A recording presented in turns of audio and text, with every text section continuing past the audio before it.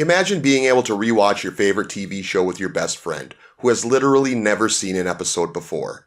That's our premise, and what we hope will set us apart from the other Office podcasts you may have stumbled across. So welcome to Bears Beats Bobbleheads, Talkin Office, the podcast where three brave souls discuss every episode of The Office, from pilot to finale, and we get a fresh reaction from someone who has just watched the episode for the very first time in their life only hours before. Enjoy the show.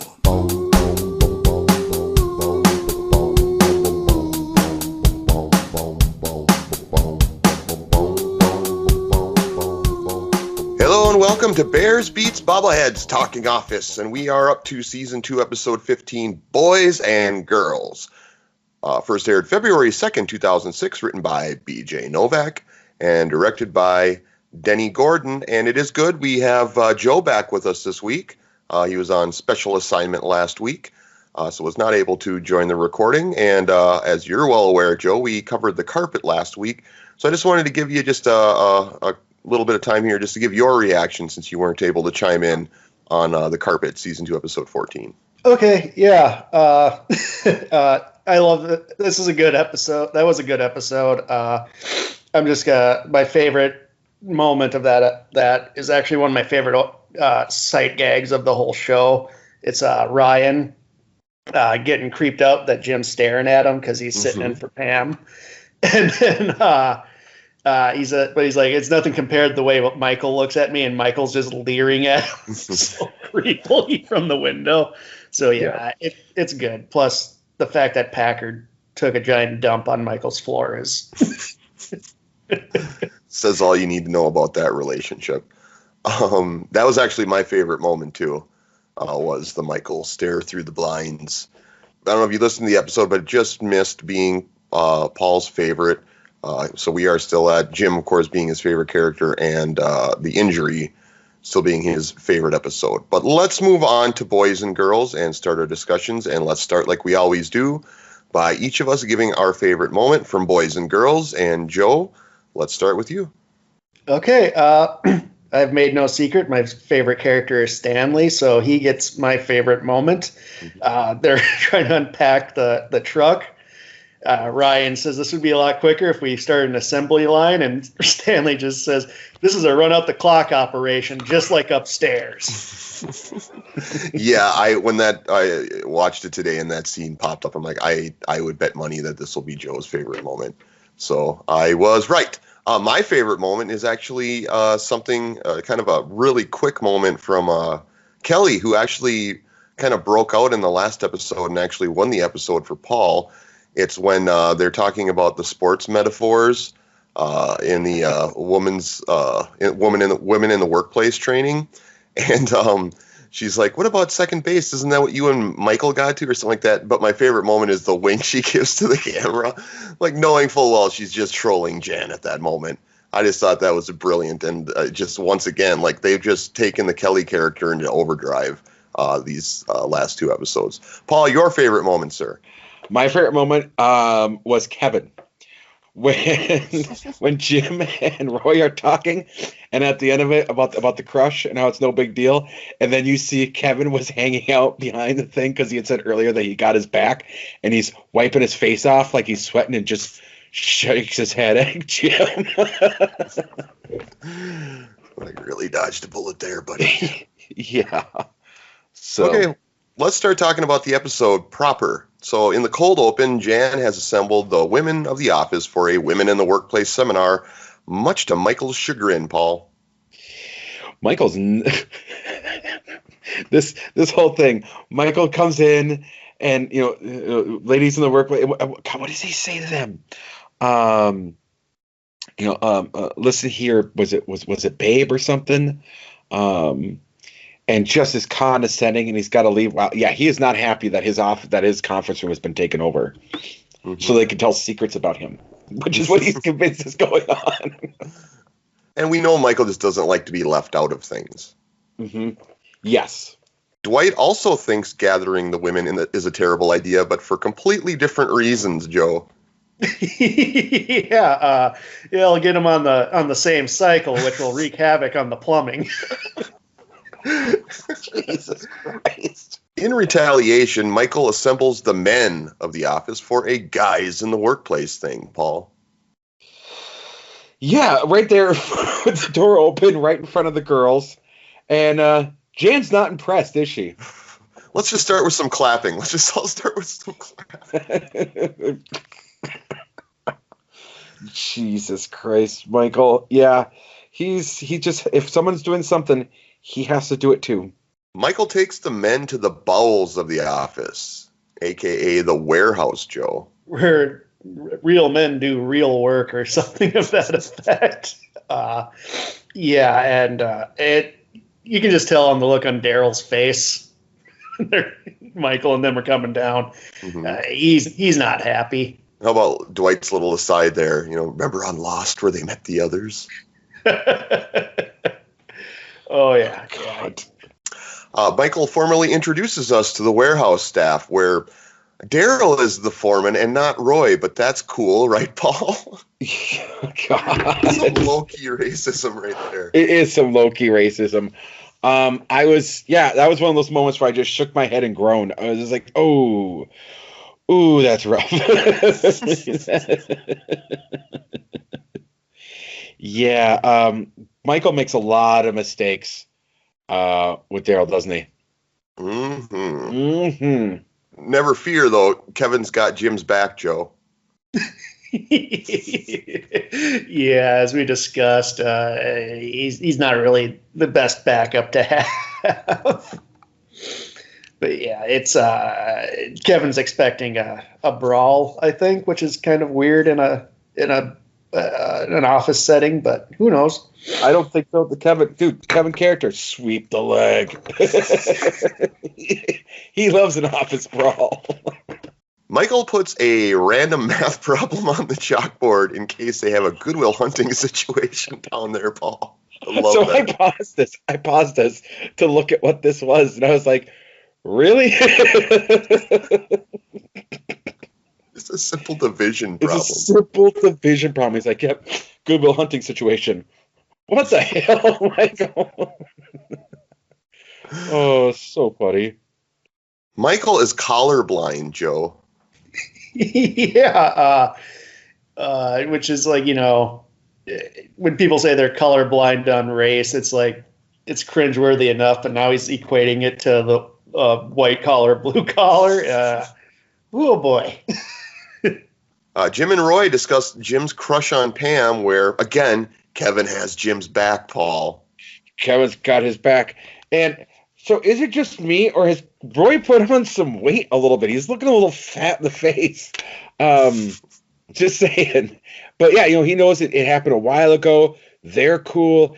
Everything's cool. And I think Jim was expecting a fight too. Like an actual fight, or just like a more forceful conversation, I think. I think Jim was not looking forward to that conversation at all from the look on his face. Like, this was not something he wanted to have happen. Yeah, I mean, he didn't want the secret to be out there at all. So the fact he still has to deal, episodes later with fallout from it certainly could not be a comfortable position to be in. Oh, can I also say we haven't brought up something that I was excited to see? The blow-up doll. It's next on my list. Next on my list. Yep, the return of the blow-up doll, Paul. I know you had asked, and I knew it was coming back. I did know it was coming back. I just couldn't remember what episode, but it was sooner than I expected. I thought it was actually a season 3 episode. But yeah, you got your wish. The blow-up doll is back with Michael's face on it, nonetheless. Face on it. And Michael's just like, that's a good one. He's such a child.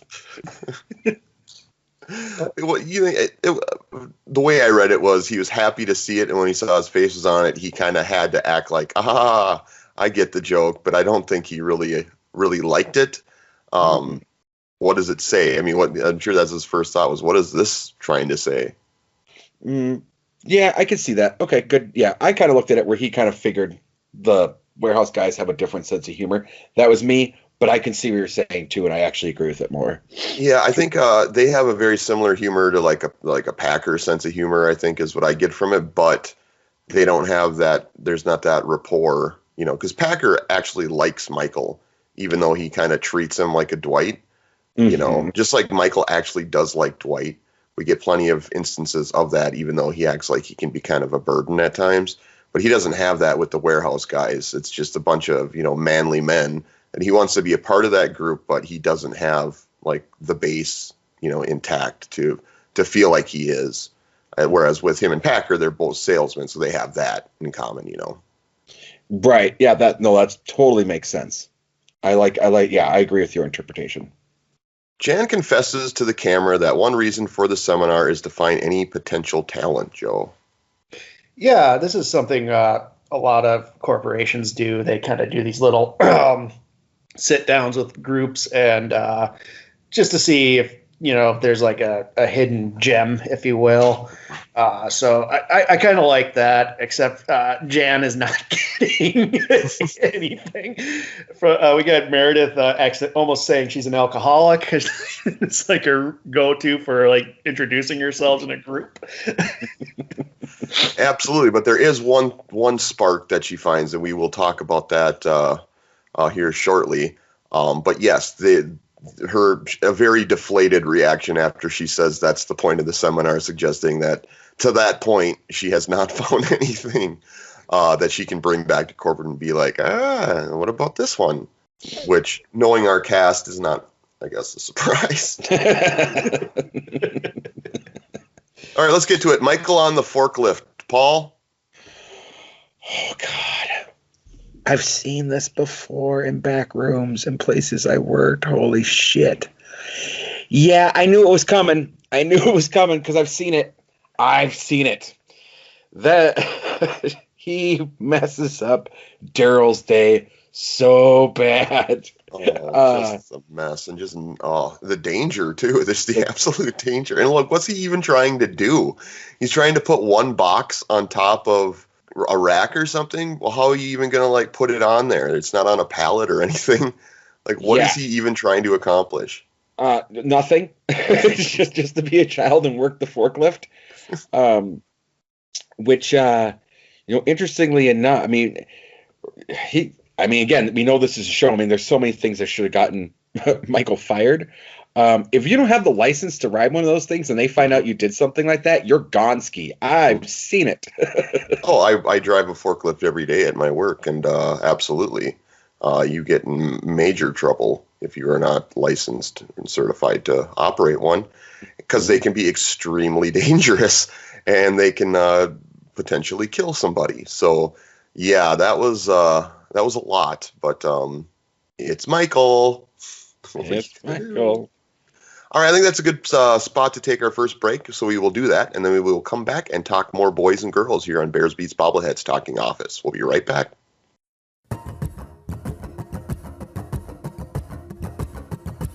If you're enjoying our Office podcast, be sure to check out Cast That Movie, the podcast where Paul and I, using our superhero aliases, revisit failed cinematic projects from the past.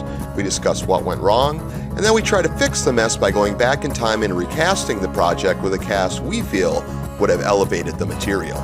We also assign a new director/visionary. Because you can never have too much of a good thing, we also conjure up a dream project of something we would like to see made into a film, and we cast that as well.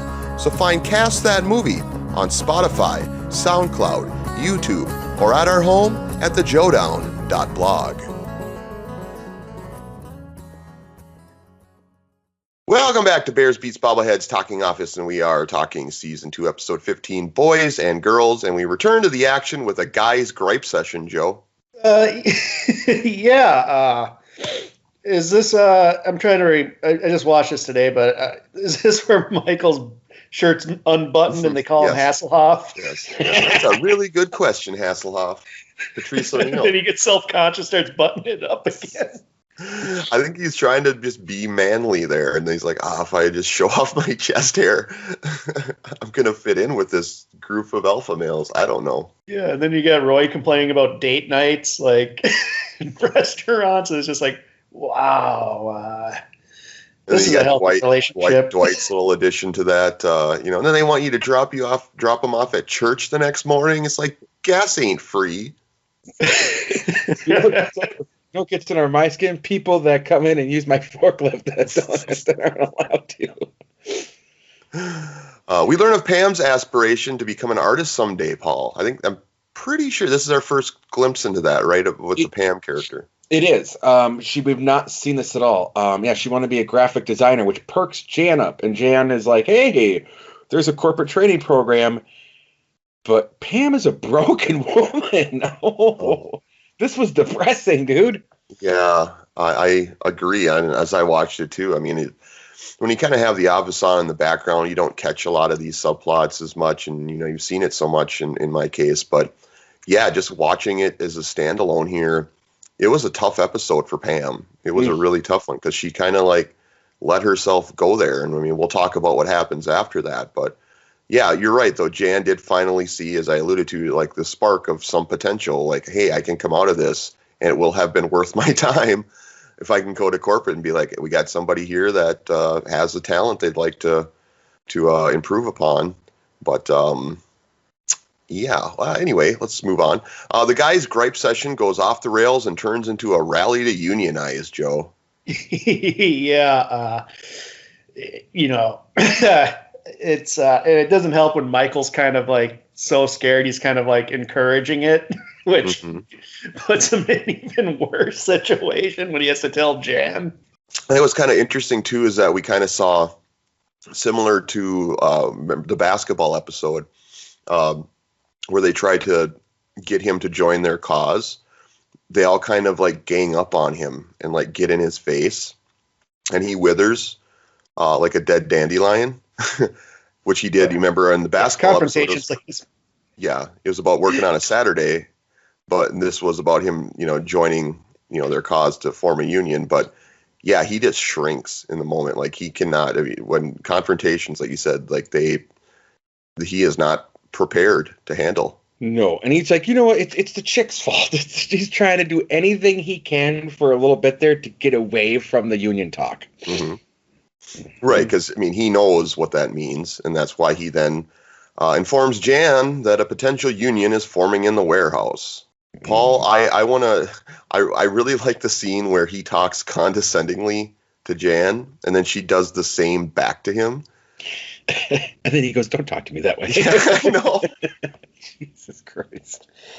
Yeah, so, this is a tough one because... if what she says is true, that everyone can get fired, the office, everything, if everyone unionizes, that's a big problem, actually. And Dunder Mifflin is in a really painful spot if anyone were to report that. Yeah, but I worked at Walmart way back in the day, and day one there, like that was one of my first jobs. It was my second job, actually. Day one there, you get basically, without it being so clean cut as she puts it, you get basically the same message that any talk of unionization is going to become a headache for you. So just don't even bother. Like that's real. That's again, she laid it out very bluntly, but it is not uncommon for that to be what's preached to the people that could potentially unionize. Mm-hmm. Plus, we've been hearing about the downsizing since season 1. So, yeah, it's a very real threat, I think. Mm-hmm. Mm-hmm. Yes. Yeah, that's right. There is that also to consider that, nobody wants to be without a job. And right now, it's very possible they could be union or not. That would just maybe be like a nail in the coffin type of deal. That they would just close the branch. Yep. When Ryan tries to think of new ways to streamline unloading a truck, this is your favorite moment, Joe, he is cut down by Stanley, who refers to the work as merely a run-out-the-clock situation. That was a great Stanley moment. We get a lot of those characters have great, moments. Paul, your favorite moment with Kevin is another example of that. Just kind of gets to the core of who the character is he is lazy and just wants to get through the day. It's just a job. I want to get home and watch my stories. It's very much Stanley. Oh, is that why you relate to him so much, Joe? I just like the character, man. It's just a run out the clock situation. Just like upstairs, like to him doing the boxes and doing his job are the same thing. And then they want to talk about things too, like rainbows. Unicorns and flowers. Flowers.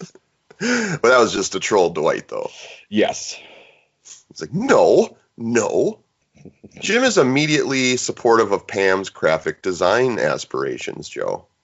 I mean, it's a good step forward for her, and unfortunately, we see at the end her significant other isn't as wildly supportive as Jim is with her, opportunity here. Yeah, but I just thought it was a nice moment where, she brings it up and he's immediately her biggest cheerleader on it. Even though it would mean her, having to go to New York, although it sounds like, according to Jan, she'd still be working her job and just doing it on the weekends. But, it's a healthy reaction to a friend wanting to better themselves or learn a new skill or, follow a dream of theirs. And the fact it's such an immediate reaction from him, I guess, just is another indicator of how much he does genuinely care about her and her well-being. Mm-hmm. And she's not exactly receptive to some of the things he says, though. Well, I mean, she is at the start. Yes, she is at the start. But yeah, we'll get to how that all plays out here in a minute.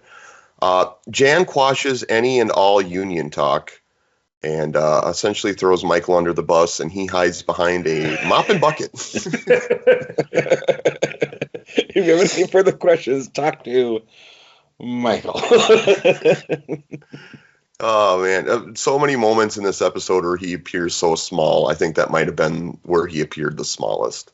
Yeah, the interaction between him and Jan is quite hilarious. Roy is not at all supportive of Pam's aspirations, and this leads to a very tense exchange between Jim and Pam, Joe. Yeah, because, Jim brings up, like, do you just want to be a receptionist your whole life? And she gets defensive. I mean, I think he's frustrated because she's taking bad advice from Roy. And Royce, what did he say? It won't lead to anything anyway. Like, wow, it's harsh. That's rough. This is a rough episode for Pam. Very rough. And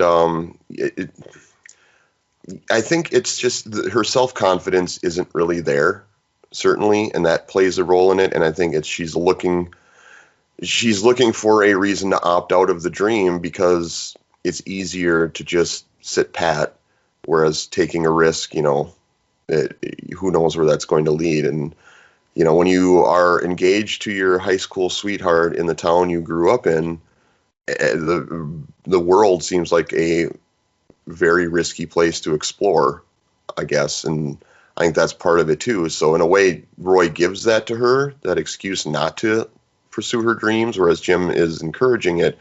But I mean, we see in her, talking head that it bothers her. She breaks out crying, and she plays it off as it being about the house and stuff and the terrace or whatever. But no, it's certainly like she came closer than ever to realizing a lifelong dream, and she didn't have support from the one person she needed that support from.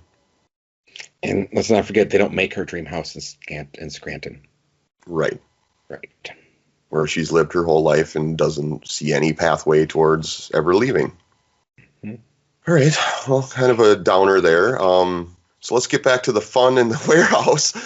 Michael is literally destroying the warehouse, Paul. This is one of the things that was going to be my top moment, where he's got the packing styrofoam and the fan, and he's just creating a mess. It's snowing, and Daryl's just pissed. Because he knows that he's got to clean. We're the ones got to clean this up. We're the ones that got to clean this up. Damn it, Michael. Michael doesn't give a shit. Hey, Joe, do black people love pizza? Oh, and the look of relief on Michael's face when he sees they're actually Daryl and them are eating the pizza. It's just like, wow. Again, this is low-key racism. Exactly. This is him. Like, he doesn't know much about black people, clearly. But yeah, that look I think that's my second favorite moment of the episode. I laugh every time when he looks at the camera. He's kind of like, yep, they sure do. Like, Jesus Christ, they're people, Michael. Some people like pizza, some people don't. It doesn't matter what color they are. What a bastard. Rich people like people, poor people love pizza. Oh, cringe. All right. Per Michael, and Office needs men and women and that crazy sexual tension to keep things interesting, Paul. Yeah. I didn't even know where to go with that. And I want to back up a little bit too, because this goes to something earlier. We talk about the chicks, the one female worker's like, I'm going to leave. Oh, Madge. You want me to leave? You want me to leave? I'm going to leave. Like he didn't even know she was there or that she didn't belong. That she wasn't a man. Oh, poor Madge. Yeah, Michael's cringy in this one, isn't he? He's cringy in it, but it's not. Again, this is season 2 cringe. It's easier to take. Yeah. Yes. But yeah, cringy nonetheless. All right. Well, I think that wraps it up for season 2, episode 15, Boys and Girls. So we're going to take our last break, and we're going to come back and each give our winners for the episode, as well as our general takeaway, and we will see if Boys and Girls had enough to overtake the injury as Paul's favorite episode upon first time watching it. We'll be right back at Bears Beats Bobbleheads Talking Office. Hi, this is Paul Muad'Dib, one half of Podcast Above a Convenience Store Talking Twin Peaks, which I work on with Joseph Fremming, who's also on the podcast that you're listening to right now. We go through all of Twin Peaks, season 1, season 2, the movie, the books. Right now we're digging into season 3, which will end the podcast with the final dossier, which was the last book that was put out by Mark Frost, putting a cap on everything that's happened in the Twin Peaks universe. So please check us out. You can find us on the joedown.blog with everything else on here. You can find us on YouTube, SoundCloud, iTunes, Spotify. There's no reason why you don't want to listen. And welcome back to Bears Beats Bobbleheads Talking Office. We are finishing up our talk of season 2, episode 15, Boys and Girls. And it is to the part of the show now where we each give our winners of the episode, as well as just our general takeaway of the episode and the impression it left on us. Joe, kick us off, sir. All right. Okay. I love episodes when we have the warehouse people. And my winner, just because of how exasperated he is with Michael, is Daryl. I just feel for him. I wanted to, go for Pam, but like, it's just such a bummer of a subplot for her. So I'm gonna go with Daryl just because he just how angry and annoyed he is by Michael. And this is whenever you get the warehouse people and the office people together, it's comedy gold. Mm-hmm. My winner of the episode, I'm gonna have to go once again with Michael, just because he's so front and center again. And I know it's a season 2 theme. And it does change down the road. There is, better material for side characters. There was some great lines, and I mean, my favorite moment was a Kelly moment. But just through and through, with the pizza, with the knocking shit over on the forklift, I mean, and just with how badly he withered in the face of confrontation, just all around, my favorite moments, for the most part, involved Michael.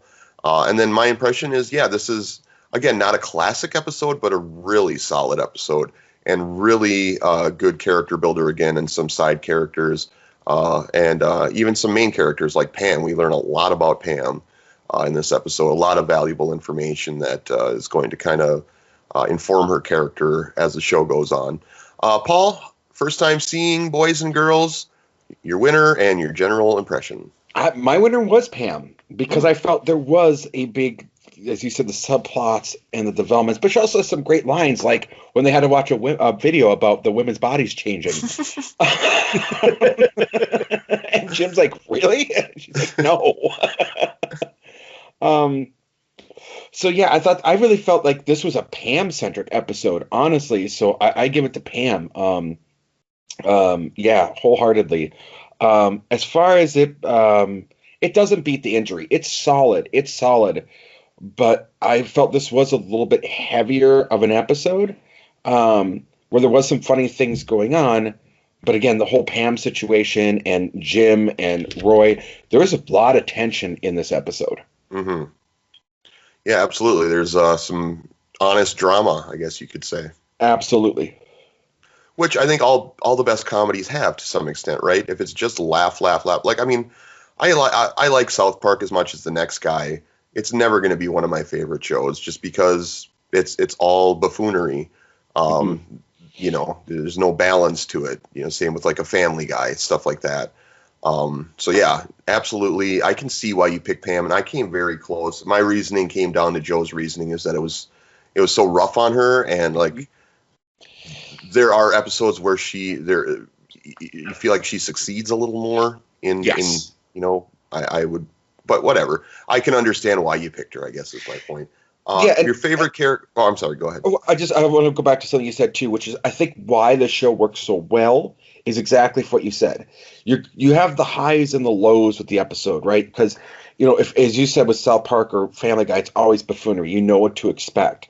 With this one, it's like, you know, I always feel like if you have, you know, it's the same thing. If you have lower lows, you have higher highs. And I think, you know, even though it's solid, they brought it down emotionally. So when they get, you know, maybe a next one, it's like, oh my God, this is hilarious. So yeah, I think there's a wonderful dynamic going on with the show. Okay. And then your favorite character still Jim, or is anybody challenging that? It's this wasn't a very Jim centric episode, so you know, I mean, and again, Kevin was it, so I'm really liking what they're doing with Kevin in the background. But I'm still gonna say so far, like I'm in camp Jim, but God, if they keep doing what they're doing with Kevin, he could overtake him easy. Kevin's kind of a sleeper character, isn't he? Yeah, he really is. He really, really is. But when they use him, it's great. All right. I think that does it for our discussion of Season 2, Episode 15, Boys and Girls. So we're going to call it a day. But we will be back next week, and we are going to be covering Season 2, Episode 16, Valentine's Day. Until then, that's Joe. That's Paul. I'm Scott. This is Bears Beats Bobbleheads Talking Office. We'll talk to you next week.